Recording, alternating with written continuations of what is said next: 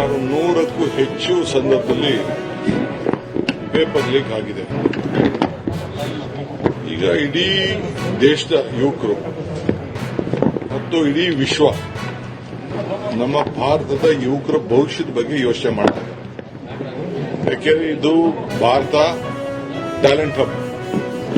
ನಮ್ಮ ಟ್ಯಾಲೆಂಟ್ ಇರೋದು ನಮ್ಮ ಭಾರತದಲ್ಲಿ. ನಮ್ಮಲ್ಲಿರುವಂತಹ ಟ್ಯಾಲೆಂಟು ಇಡೀ ಪ್ರಪಂಚದಲ್ಲಿ ಎಲ್ಲೂ ಇಲ್ಲ ಅನ್ನೋದು ಎಲ್ಲರೂ ಕೂಡ ಒಪ್ಕೊಳ್ತಾರೆ.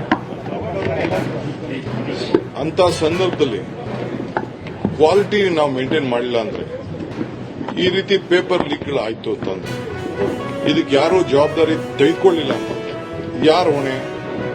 ಇದು ಪ್ರತಿಭಟನೆಯನ್ನ ತಮ್ಮ ಸ್ವಂತ ಇಚ್ಛೆಯಿಂದ ಮಕ್ಕಳ ಭವಿಷ್ಯಕ್ಕೆ ಹಾಳಾಗ್ತಾ ಇದೆ ಅಂತ ಹೊರಟಿದ್ದಾರೆ. ಸುಮಾರು 100ಕ್ಕೂ ಹೆಚ್ಚು ಸಂದರ್ಭದಲ್ಲಿ ಪೇಪರ್ ಲೀಕ್ ಆಗಿದೆ. ಈಗ ಇಡೀ ದೇಶದ ಯುವಕರು ಮತ್ತು ಇಡೀ ವಿಶ್ವ ನಮ್ಮ ಭಾರತದ ಯುವಕರ ಭವಿಷ್ಯದ ಬಗ್ಗೆ ಯೋಚನೆ ಮಾಡ್ತಾ ಇದ್ದಾರೆ. ಯಾಕೆಂದ್ರೆ ಇದು ಭಾರತ ಟ್ಯಾಲೆಂಟ್ ಹಬ್. ನಮ್ಮ ಟ್ಯಾಲೆಂಟ್ ಇರೋದು ನಮ್ಮ ಭಾರತದಲ್ಲಿ. ನಮ್ಮಲ್ಲಿರುವಂತಹ ಟ್ಯಾಲೆಂಟು ಇಡೀ ಪ್ರಪಂಚದಲ್ಲಿ ಎಲ್ಲೂ ಇಲ್ಲ ಅನ್ನೋದು ಎಲ್ಲರೂ ಕೂಡ ಒಪ್ಕೊಳ್ತಾರೆ.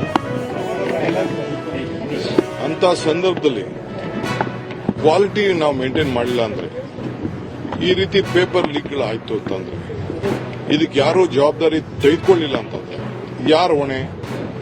ಇದು ಪ್ರತಿಭಟನೆಯನ್ನ ತಮ್ಮ ಸ್ವಂತ ಇಚ್ಛೆಯಿಂದ ಮಕ್ಕಳ ಭವಿಷ್ಯಕ್ಕೆ ಹಾಳಾಗ್ತಾ ಇದೆ ಅಂತ ವಿಧಾನಸಭೆಯ ಪಕ್ಷದ ನಾಯಕರು, ವಿಧಾನ ಪರಿಷತ್ತಿನ ವಿರೋಧ ಪಕ್ಷದ ನಾಯಕರು ಮತ್ತು ಭಾರತೀಯ ಜನತಾ ಪಾರ್ಟಿಯ ಅಧ್ಯಕ್ಷರು ಇವತ್ತು ಮಹಾತ್ಮ ಗಾಂಧಿಯವರ ಪ್ರತಿಮೆಯ ಮುಂದೆ ಪ್ರತಿಭಟನೆ ಮಾಡತಕ್ಕಂಥ ವಿಚಾರದಲ್ಲಿ ಹೇಳಿಕೆಗಳನ್ನು ಕೊಟ್ಟಿದ್ದಾರೆ.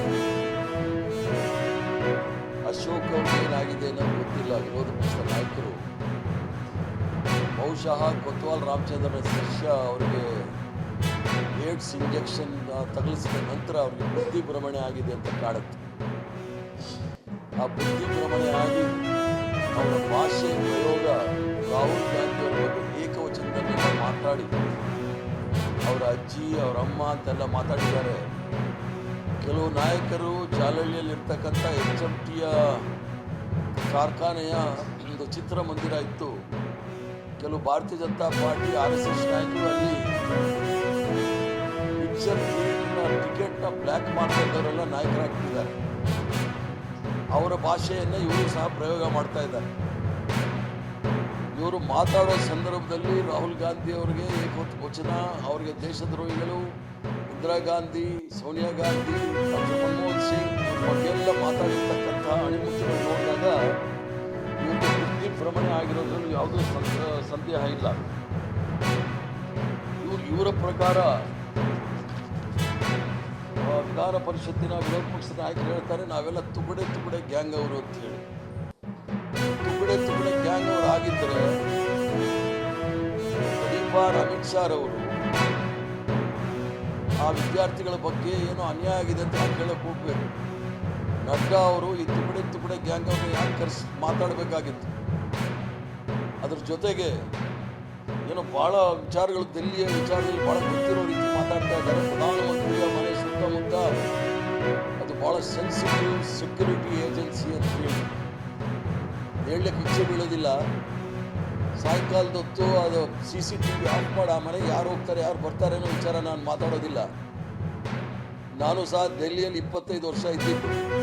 ಅಷ್ಟೊಂದು ಸೆನ್ಸಿಟಿವ್ ಪ್ರಧಾನಮಂತ್ರಿಗಳ ಮನೆ ಸೆನ್ಸಿಟಿವ್ ಅಂದಿದ್ರೆ ಸುಮಾರು 50 ವರ್ಷದ ಹಿಂದೆ 1975ನೇ ಇಸ್ವಿನಲ್ಲಿ ಭಾರತೀಯ ಜನತಾ ಪಾರ್ಟಿಯ ಅಗ್ರ ನಾಯಕ ಅಟಲ್ ಬಿಹಾರಿ ವಾಜಪೇಯಿರವರು ಇಂದಿರಾ ಗಾಂಧಿ ಅವರ ಮನೆ ಗೆರಾವ್ ಮಾಡಿ ಅವರು ಹೊರಗಡೆ ಬರ್ದಾಗ ಮಾಡಬೇಕು ಅಂತ ಹೇಳಿದಾಗಲೂ ಇಂದಿರಾ ಗಾಂಧಿ ಅವರೇನು ಮಾತಾಡಲಿಲ್ಲ. ತದನಂತರ ತುರ್ತು ಪರಿಸ್ಥಿತಿ ಜ್ಞಾಪಿಸಿ ಬೀಳ್ತಾರೆ. ನಾವ್ಯಾರೂ ಸಹ ಅಂತ ಕೆಲಸ ಮಾಡಲಿಕ್ಕೆ ಹೋಗಿಲ್ಲ. ಮಾನ್ಯ ವಿರೋಧ ಪಕ್ಷದ ನಾಯಕರಾದ ಅಶೋಕ್ ರವರು ಹೇಳೋ ಸಂದರ್ಭದಲ್ಲಿ ಕಾಂಗ್ರೆಸ್ ಪಕ್ಷದಲ್ಲಿ ತಲವಾರು, ಕತ್ತಿ, ಬಾಂಬು ಏನೇನೋ ಹೇಳ್ಬಿಟ್ಟಿದ್ದಾರೆ. ಇವೆಲ್ಲ ಉದಾಹರಣೆಗಳು ನಾನು ಕೊಡಕ್ಕೆ ಇಚ್ಛೆ ಬೀಳ್ತೇನೆ. RSS ಅವರು ಭಾರತೀಯ ಜನತಾ ಪಾರ್ಟಿಯವರ ಕಚೇರಿಗಳಲ್ಲಿ ಏನೇನಿತ್ತು ಅಂತ ಹೇಳಿ, ಕಣ್ಣೂರು ಬಿಜೆಪಿ ಕಚೇರಿಯಲ್ಲಿ ಬಾಂಬು ಮತ್ತು ಸುಮಾರು 100 ಮಾರಕಾಸ್ತ್ರಗಳು. ದಿನಾಂಕ 11-13-2016 ಇಸ್ವಿಯಲ್ಲಿ ಘಟನೆ ನಡೆದಂಥದ್ದು ಚಕ್ರಕಲ್, ಕಣ್ಣೂರು ಜಿಲ್ಲೆ. ಬಿಜೆಪಿ ಕಚೇರಿ ಸಮೀಪ ಬಿಜೆಪಿ RSSನ 10 ಕಾರ್ಯಕರ್ತರಿಂದ ಗುಂಪಿನಿಂದ ಪೊಲೀಸರು ನಾಡ ಬಾಂಬ್, ಸ್ಟೀಲ್ ಬಾಂಬ್ಗಳನ್ನು, ಕತ್ತಿಗಳನ್ನು, ಕೊಡಲಿಗಳು ಮತ್ತು ಕಬ್ಬಿಣದ ರಾಡ್ಗಳನ್ನು ವಶಪಡಿಸಿಕೊಂಡಿದ್ದಾರೆ. ಸ್ಥಳ ಕಣ್ಣೂರು ನಗರದ ಬಿಜೆಪಿ ಜಿಲ್ಲಾ ಸಮಿತಿ ಕಚೇರಿಯ ಪಕ್ಕದ ಜಾಗ. ಗಡುಂಗಾಡ್ RSS ಕಚೇರಿ, ತಿರುವನಂತಪುರಂ ಕಚೇರಿ ಒಳಗಿನಿಂದ ಆಯುಧ ಮತ್ತು ಬಾಂಬ್ ತಯಾರಿಗೆ ಬಳಸಬಹುದಾದ ರಾಸಾಯನಿಕ ಪತ್ತೆ. ಪೊಲೀಸರೇ ದಾಳಿ ಮಾಡಿ RSS ಕಾರ್ಯಕರ್ತನ ವಶಪಡಿಸಿರ್ತಕ್ಕಂಥದ್ದು. ಈ ಥರ ನೂರಾರು ಪ್ರಕರಣಗಳು ಭಾರತೀಯ ಜನತಾ ಪಾರ್ಟಿ ಅವರ RSS ಅಲ್ಲಿ ಇರ್ತಕ್ಕಂಥ ನಾವು ನೋಡ್ಬೋದು. ಕಾಂಗ್ರೆಸ್ ಪಕ್ಷದವರಲ್ಲಿ, ಕಾಂಗ್ರೆಸ್ ಪಕ್ಷದ ಕಚೇರಿ ಬಂದರೆ ನಿಮಗೆ ಸಿಕ್ಕೋದಿಲ್ಲಿ ತ್ರಿವರ್ಣ ಧ್ವಜ, ಗಾಂಧಿ ಟೋಪಿ ಇವು ಮಾತ್ರ ಸಿಗುತ್ತೆ. ಇನ್ನು ಇಲ್ಲಿ ಲಾಠಿ ಆಗಲಿ, ತಲವಾರಾಗಲಿ, ಚಾಕು ಆಗಲಿ ಯಾವುದು ಸಿಗೋದಿಲ್ಲ. ದೇಶದ ಜನಗಳಿಗೆ ಭಯ ಬೀಳಿಸಲಿಕ್ಕೋಸ್ಕರ ಲಾಠಿ ಸಾರ್ವಜನಿಕವಾಗಿ ತಿರುಗಿಸೋದು ಯಾರು ಅಂತ ನಾನು ಈಗಾಗಲೇ ಹೇಳಿದ್ದೀನಿ. ತಲವಾರುಗಳ ತಿರುಗಿಸೋದು ಯಾರು ಅಂತ ನಾನು ಈಗಾಗಲೇ ಹೇಳಿದ್ದೀನಿ.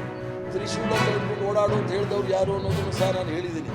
ಇಷ್ಟೆಲ್ಲ ಇದ್ರೂ ಸಹ ಇವರ ಕಚೇರಿನಲ್ಲಿ ಏನಿರುತ್ತೆ ಅದೇ ರೀತಿಯಲ್ಲಿ ಕಾಂಗ್ರೆಸ್ ಪಕ್ಷದ ಕಚೇರಿನೂ ಸಹ ಇರುತ್ತೆ ಅಂತ ತಿಳ್ಕೊಂಡಿರ್ತಕ್ಕಂಥದ್ದೇ ಇವರಿಗೆ ದೊಡ್ಡ ಭ್ರಮೆ